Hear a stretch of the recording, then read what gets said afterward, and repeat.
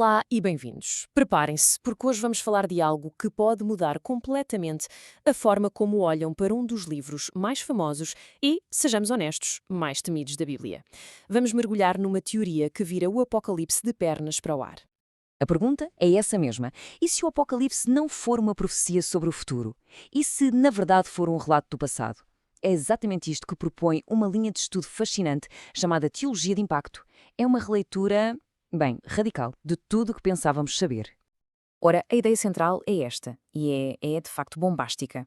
O Apocalipse teria de ter sido escrito antes da ressurreição de Cristo. Isto muda tudo, não é? De repente, não estamos a falar de uma profecia, mas sim de um registro histórico. E o autor? Não o apóstolo João na ilha de Patmos, mas sim João Batista. Pensem nas implicações. Então, para percebermos isto a fundo, vamos seguir este caminho. Primeiro, vamos ver a ideia do Apocalipse ter sido escrito antes de Cristo. Depois, mergulhamos no drama histórico e nas suas personagens. A seguir, a parte da cronologia, com a chave das 70 semanas. E, claro, as implicações teológicas, o que isto significa para o conceito de pecado. E, por fim, como é que isto se traduz num novo método de leitura da Bíblia. Vamos a isso. Ok, vamos então ao primeiro ponto, redatar o livro do Apocalipse. A premissa, como já vimos, é arrojada, e se o livro não for sobre o que vai acontecer, mas sobre o que já aconteceu? Normalmente, a visão que temos é a da esquerda. João Apóstolo, por volta do ano 95 depois de Cristo, a escrever sobre o fim dos tempos. Mas a teologia de impacto diz não. O autor é João Batista, a escrever antes do ministério de Jesus. E porquê? Bem, a justificação está dentro do próprio texto. Por exemplo, a narrativa descreve a morte e ressurreição do próprio autor, João Batista. Para que isto faça sentido, como um relato teria de ter acontecido, bem, antes do resto da história que conhecemos. Muito bem, se o livro é um relato histórico, então quem são as personagens? É aqui que a coisa fica ainda mais interessante.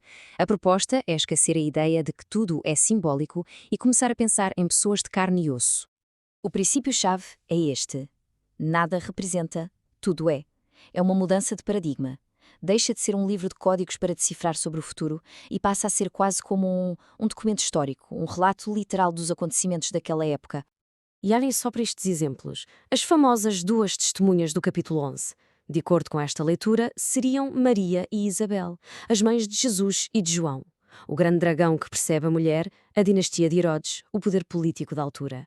E Apolion, o anjo do abismo, seria o próprio João Batista, durante os seus 150 dias na prisão. De repente, o Apocalipse transforma-se numa espécie de biografia dramática da família messiânica. Ok, mas como é que se organiza esta cronologia toda? Como é que sabemos que os dias batem certo? A resposta, segundo esta teoria, está numa reinterpretação muito específica de uma famosa profecia do livro de Daniel. A profecia das 70 semanas de Daniel tradicionalmente interpreta-se como 70 semanas de anos, ou seja, 490 anos. Mas esta visão diz que não, são 490 por dias literais. A grande diferença está no ponto de partida. Em vez de se basear no Édito de Ciro, que é historicamente, debatível, esta teoria ancora a contagem em eventos concretos do Novo Testamento. E a lógica é fascinante.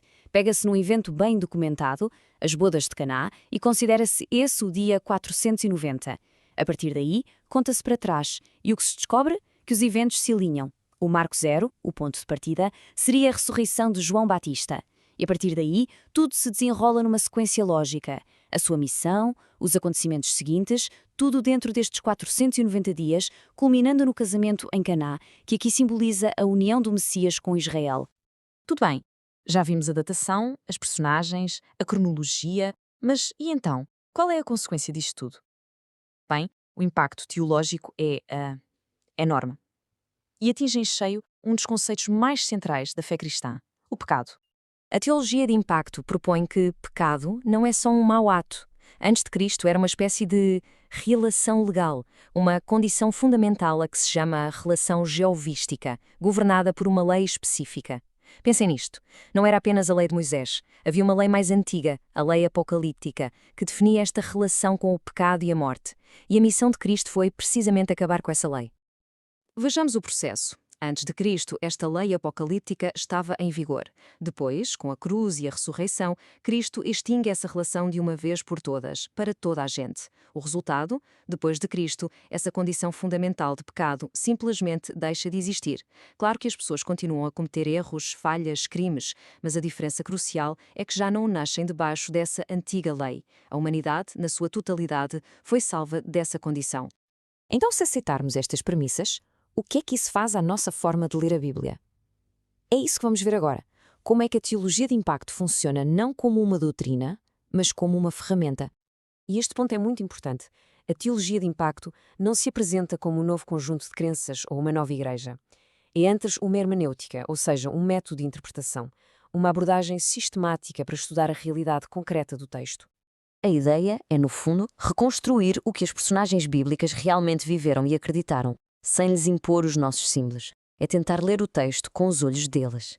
E nesta perspectiva, o que era fantástico para nós, para eles era a sua realidade vivida. Isto leva-nos a uma conclusão extraordinária. O Apocalipse de João Batista seria o livro da vida original, o documento central que foi reconhecido por Jesus e por Paulo. Um livro que não desapareceu, mas que foi de certa forma diluído e espalhado por todo o Novo Testamento. As passagens que lemos nos Evangelhos e nas Epístolas seriam então reflexos e reinterpretações deste texto fundador.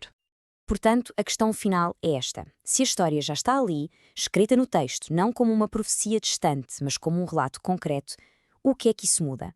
Desafia-nos a procurar na Bíblia não só teologia, mas também a história. Uma história extraordinária, sim, mas uma história à espera de ser redescoberta. E a pergunta que fica a pairar é: se o fim do mundo, tal como o Apocalipse o descreve, já aconteceu, como é que isso muda a forma como olhamos para o nosso futuro?